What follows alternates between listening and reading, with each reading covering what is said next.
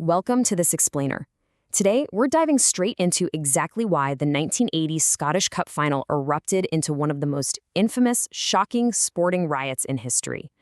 We're going to break down the timeline of events, look at the monumental failures in security, and most importantly, we'll unpack the deep historical, cultural divides that really fueled all this violence. Let's get started. Picture it, May 10, 1980. What started out as a highly anticipated football match transformed into a literal battleground that completely stunned the nation. The sheer scale of the chaos was captured brilliantly by commentator Archie McPherson. As he watched it unfold live, he told the audience, "This is like a scene now out of Apocalypse Now. We've got the equivalent of Passchendaele. These supporters hate each other." He laid bare the brutal reality right then and there. This wasn't just some sporting disagreement. It was fueled by a profound, deep-seated hatred between two groups of supporters. Part 1. The 1980 Hampden Park Riot and the surface of the conflict. Okay, so just imagine the tension here. You got over 70,000 fans holding their breath through an exhausting, entirely goalless 90 minutes. The game gets pushed into extra time, and nerves are completely frayed across the stadium.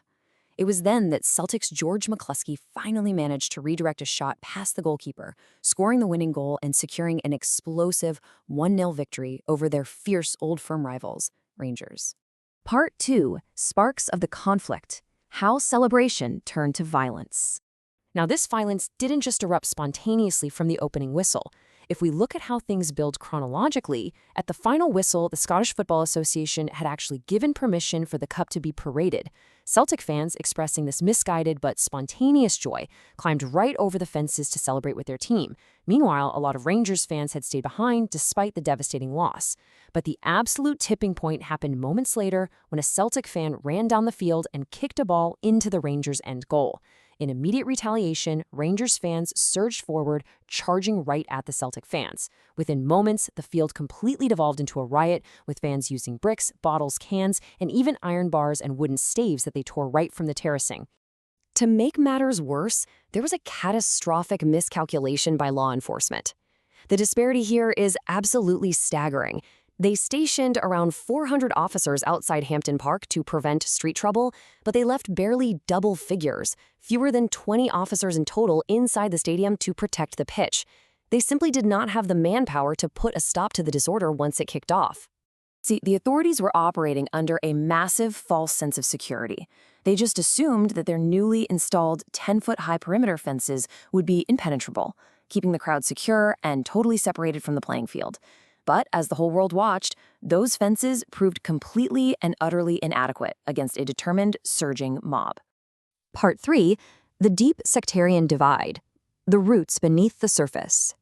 So to really grasp why these fans were so quick to turn to extreme violence over a simple kicked ball, we have to look way beneath the surface of the sport. We need to examine the deep socio-political divides in Glasgow. At its absolute core, the issue driving this animosity is sectarianism. Think of it as a deeply rooted prejudice, a cultural phenomenon where discrimination and hatred arises from perceived differences between subdivisions of a group. In the case of Glasgow and the Old Firm rivalry, it inextricably links football allegiances to profound religious and national identities. When we look impartially at these two historic clubs, we see how they represent two very different historical identities. Celtic historically aligns with Irish heritage and a predominantly Catholic demographic, often associated with the cause of Irish nationalism. On the flip side, Rangers traditionally aligns with British Unionist roots and a predominantly Protestant demographic associated with a really fierce loyalty to the union with Britain. Now, you might be asking, why does this matter for a football game? Well, because for many of these fans, this wasn't just 90 minutes of sport. These identities are so deeply entrenched in the communities that they actually mirror the severe political conflicts of the Troubles in Northern Ireland. A football match basically acts as a proxy for bitter historical, political, and cultural struggles happening right across the water, imbuing this specific fixture with a very, very dangerous edge. Part 4. Identity, songs, and symbols. Maintaining the tribalism. So, how exactly do you maintain this intense division in everyday life? I mean, it isn't just something that flares up during a riot and then totally vanishes, right? Government research highlights how sectarianism is woven into daily life through seemingly harmless cultural signifiers.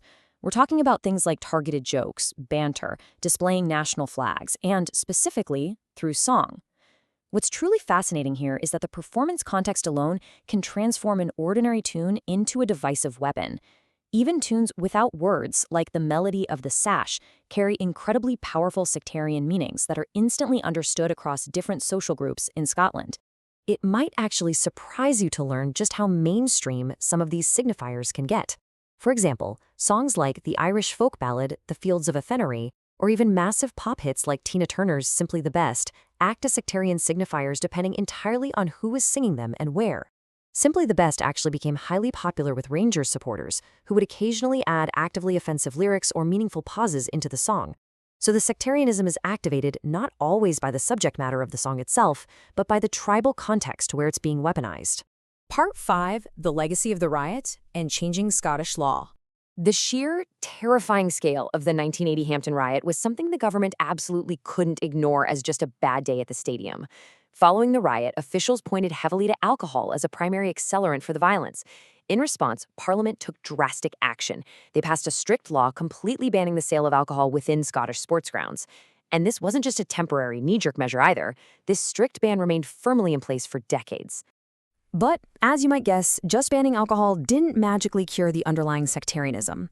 Decades later, the government tried to treat the root cause by introducing the 2012 Offensive Behavior at Football and Threatening Communications Act.